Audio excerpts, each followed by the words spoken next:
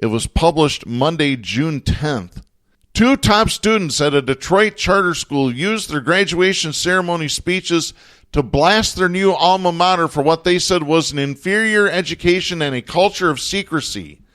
The pair accused Universal Academy on Detroit's west side of churning substitute teachers through their classrooms, backing out of promised benefits, firing teachers who advocated for kids, and silencing students and parents who speak out. CEO Nawal Hamadeh ordered the microphone silenced during the second speech, but by then the point had been made, according to 17-year-old Tufa Kasem, whose speech was cut short. Kasem said, quote, "She asked for me to be escorted out, but the parents had my back. The cops came in. The parents were like, 'You're not going to touch her.'" End of quote. The school called the criticisms unfounded and said the girls had been used by adults with an axe to grind against the school. Can you believe that? Well, it shouldn't be, Surprise. Yeah, thank you. I'm speechless by this. No kidding. The school in a statement said this, quote, "A few disgruntled adults have attempted to sully the Academy's honorable achievements in the graduation celebration to cause controversy to serve their own agendas, which have nothing to do with the students' best interests. The student speech was merely the result of the work of those adults to accomplish their goals. We are so sad to see that some of our students were misled and used to serve agendas that have nothing to do with what really serves their interests." End of quote. By the way, there's a video of this speech up on YouTube. Kasem said, quote, "I'm happy that it raised the awareness that it did." End of quote. Kasem's speech followed a shorter speech by Zainab Altakhani, a co-salutatorian and friend. The girls accused the school of using long-term substitute teachers and other means to save money at the expense of the education of the children. They point to the 2016 firing of 8 teachers at the school as an example of not caring about kids. Quote, "They were some of the few teachers that cared for the students." End of quote. One of the teachers, Philip Leslie, heard about the girls' criticisms of his former employer and later posted a video of the graduation ceremony online. Here's what he had to say. Quote, "The school had gotten what we perceived as progressively worse.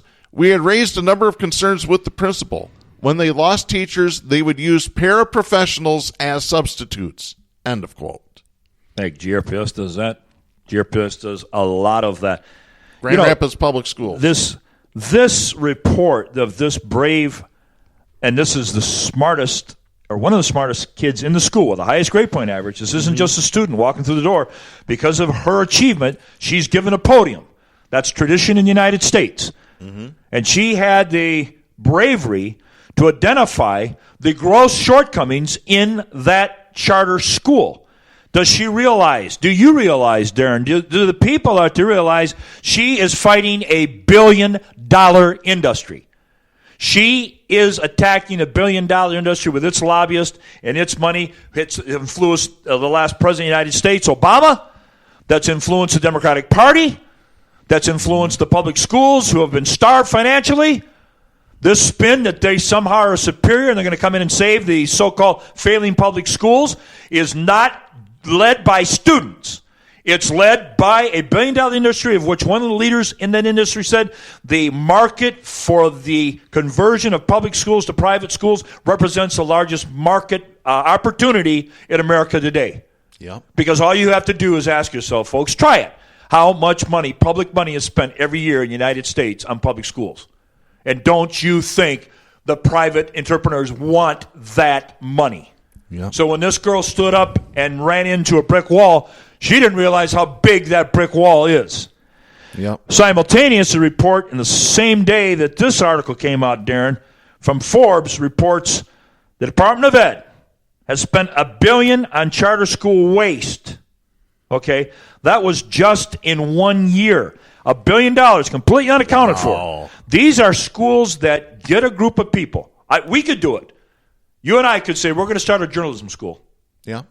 And all we have to do is get an educational entity to endorse us. And that's called chartered. That's where they get their name, charter. And of which GRPS has done it. They've done it with people.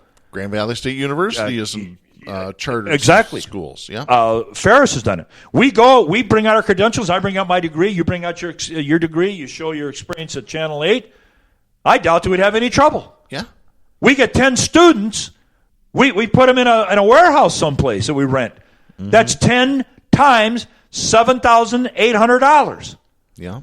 Because that's what the state will pay us because we're actually called a public school. Yeah. If we've been chartered, we can call ourselves a public school. And there you go. We don't have to sell mugs anymore. We'll just get $7,000 a head. Yeah. Bring them in the warehouse. We could set it up in a storage facility for all that entails, Exactly. Save on the overhead. Really? Save on the overhead.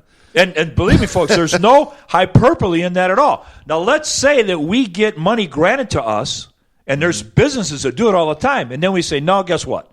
We're just too busy. We don't want the charter school. Mm-hmm. The money is ours. Yeah. If you think that's wrong, if you think I'm reporting it's incorrect, go to Forbes, I don't know the month of the publication, but the report is called "The Department of Ed has spent $1 billion on charter school waste." It should shock you if the valedictorian's testimony of getting inadequate teachers into that building, if that doesn't wake you up, public, look at what your taxpayers are doing. Billions of dollars going to people who want to make a killing off charter schools. Go ahead. Yeah, I've got that. The article is published on March 29th of this year. The author is Peter Green, so make sure you search for that. Absolutely. I want to get back to this story, back to the Detroit Free Press. Leslie and some of his colleagues were fired, they said, for attending a board meeting at the school to complain. They filed a complaint with the National Labor Relations Board and ultimately settled for lost wages and reversal of their firings so they wouldn't be hamstrung when they sought work at other schools. 18-year-old Sarah Soleil, who graduated last year and now attends Wayne State University, says, quote, "They were the best teachers in the school. Most of the staff members that I've spoken with had complained about the same things." End of quote. The school caters to a student population that includes many immigrant children, including those from Yemen and Iraq, who need additional help learning English. Soleil said her English teacher last year was a certified math teacher who learned English as a second language herself and couldn't help the students. Yeah. She said she received no help or guidance writing a personal statement for her college application. School officials insist that they are doing a good job, noting that 44 of the 52 graduating students have been awarded over $18 million in total scholarships. Qasim and Al-Talkalani said they've received calls and text messages from current and former students congratulating them on the courage they showed by speaking out. And we do here at Southpaws as well. Al-Talakani said, quote, "I was nervous beforehand knowing what I was going to do. But once I was up there, I knew I was doing the right thing and all the nervousness disappeared." You're right. End of quote. Well, we've got another one. This is out of San Diego. This is from the Press Democrat newspaper. This was originally written by Lauren Schroeder at the San Diego Union Tribune. It's dated Thursday, June 13th.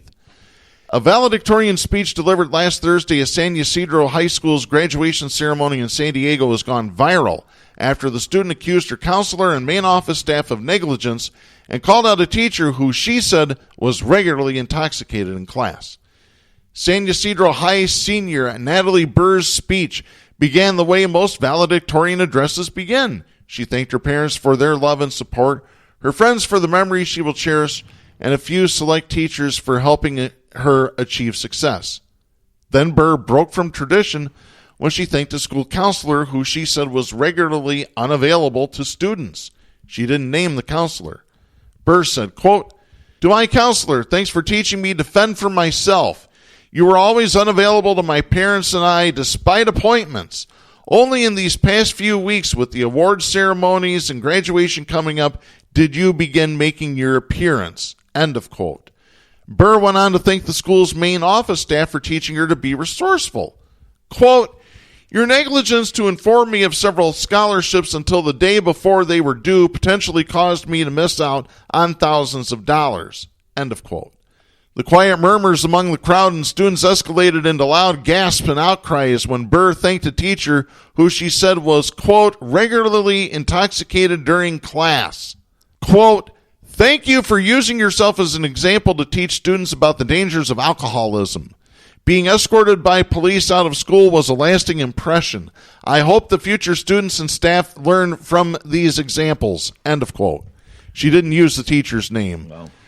Burr and her mother, Monica Serratos, did not respond to messages and phone calls seeking comment. Her father, Brian Burr, also declined to comment. In a Facebook post, which includes part of Burr's speech, Serratos said she couldn't be prouder of her daughter. According to Manuel Rubio, a spokesperson for Sweetwater Union High School District, Burr's speech did not follow the pre-approved version she submitted to the school prior to graduation. Rubio said he cannot comment on specific personnel allegations, but offered his overall opinion of the address. Quote, we think that the student's speech was inappropriate and out of line. While we definitely welcome the concerns of students and their families regarding any situation in one of our schools, doing so in such a manner without any prior knowledge of this situation by the school is not the right way of handling this. Ultimately, this takes away from what should have been a day of celebration for the school and their community. End of quote. Darren, you know what? You need to listen to the voices, not just because they're valedictorians. You need to listen to the voices of the youth today. The youth that are down in the streets, lying down to stop and protest the ruin of our environment. The students that have, I don't know how many hundreds of thousands, people have forgotten about this, the protest in Washington that the Parkland students led, victims of the mass shooting down in Florida, and came up and on their own, essentially, led a protest against gun violence and no gun control. And now we have them speaking out against the educational systems.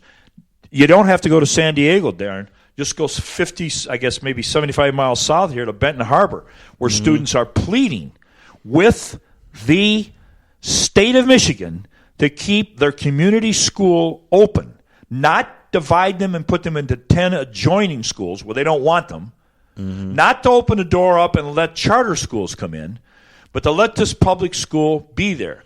Folks, you got a beef against public schools? Fix it. It's called public, which means it's your school. It has your name on the door. Don't hand the responsibility and the function off to a company that makes money. Go in, improve that public school. Simultaneous to Benton Harbor, Darren, you realize that there is a report out that shows that the Koch brothers, plan to starve public education. It's in The Guardian. It's called Billionaires versus Teachers. The starvation brought Benton Harbor schools to its knees. And now the Koch brothers are going to start donating political money to Democratic candidates. Yeah, why do you think Democrats are soft on charter schools? Vote blue no matter who. I don't think so. That's vote blue no matter who. You mentioned Benton Harbor High School. We'll just tell it to you straight like it is, folks. The reason that the state of Michigan wants Benton Harbor High School shut down is because it's the last piece of property on the waterfront that has not been developed yet. There was a piece of property. Right there it is. Just north of that property, Darren, there was a park that had been given into the people of Benton Harbor for eternity. A millionaires, 100 years ago, gave them this beautiful park right on the pristine beach of Lake Michigan. And they went in and said, no, that covenant can be broken because a new emergency manager can rip it up, which they did, and handed it to developers, and now you got condos there. Now they're taking the real estate away from the school as well. Don't be confused. But you know who's going to come in? You will have the Berrien County charter school system all over that real estate. Real quickly, going back to this article here, this isn't the only experience, as we just mentioned, the two Detroit seniors at the charter school. Here's some more. When a black high school valedictorian began to list the names of black teens who were shot by police, the principal cut her microphone feed. A tweet of the incident captured on video went viral earlier in June. The school has since issued an apology. In 2017, a Pennsylvania valedictorian used his speech to point out the lack of power students have and said, quote, the authoritative attitude that a few teachers, administrators, and board members have prevents students